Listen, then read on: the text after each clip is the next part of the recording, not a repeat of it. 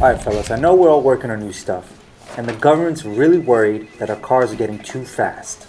We have cars drifting on public roads, we had a Skyline go through a convenience store. But what are we gonna do? Why don't we come to an agreement? A gentleman's agreement. 300 horsepower? 300 horsepower seems kind of high, no? 275?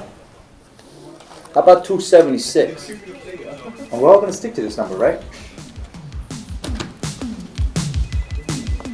Japanese car enthusiasts are all about the numbers these days. We've become accustomed to high-powered sports cars like the 382 horsepower A90 Supra, the 572 horsepower hybrid-powered NSX, and Nissan's 600 horsepower GT-R Nismo. 276 horsepower, on the other hand, pales in comparison, but it's a number that the Japanese automakers were dealing with in the 1990s. Some of the world's most coveted 1990s era Japanese sports cars were all hiding a little secret under their hoods. Upon their introduction, and as a result, were all rated at the same 276 horsepower. Coincidence? I think not. And if you were able to get your hands on any of those cars during that era in a completely factory condition, a quick dyno session would reveal that there was more power coursing through their veins than their creators were reporting.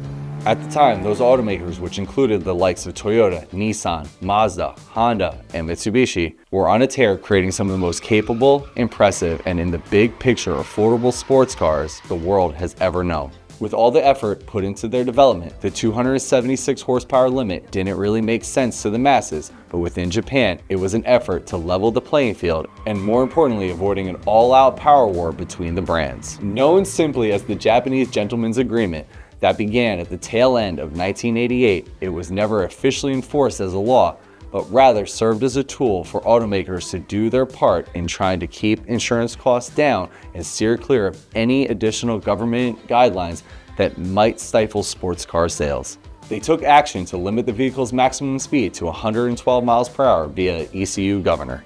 The Gentleman's Agreement is well known in the enthusiast community, but what some tend to think was a sneaky way for car brands to surprise buyers and the competition by packing more power than advertised was actually used to curtail high-speed encounters on public roads and to keep sports cars within reach for the masses. This approach essentially is the opposite of the American cubic inch battle during the muscle car era that saw manufacturers producing larger and larger displacement engines in a rapid succession, resulted in remarkable strides in efficiency, and while the engines being produced were primed for far more power, the agreement kept output in check, at least on paper.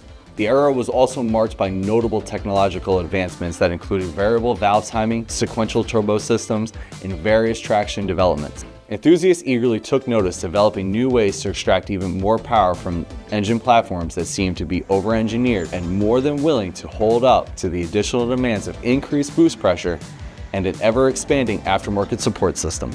With the cap set on power production, manufacturers focused on improving other areas of their vehicles, like chassis, suspension, braking, and aerodynamic touches. The result was Japan's automotive golden era, with cars like the R32 through 34 Skyline, 300ZX, Supra, NSX, FD RX-7, and the 3000 GT. Not only making their mark during this time, but continuing to demand a premium some 3 decades later. An unlikely break to the agreement came in 2004 from a rather innocent Honda sedan that boasted 296 horsepower from a 3.5-liter V6, the 4th generation Honda Legend, which was far removed from a sporty offering from the previous decade. Quietly snapped the agreement, with many assuming it was due to safer modern roads and the public's request for more powerful options, even in the sedan segment. Very few models actually produced 276 horsepower.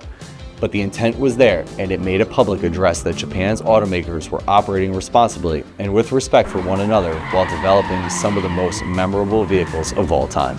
I'm Nick from Koenig. Catch me in the comments below. Arigato.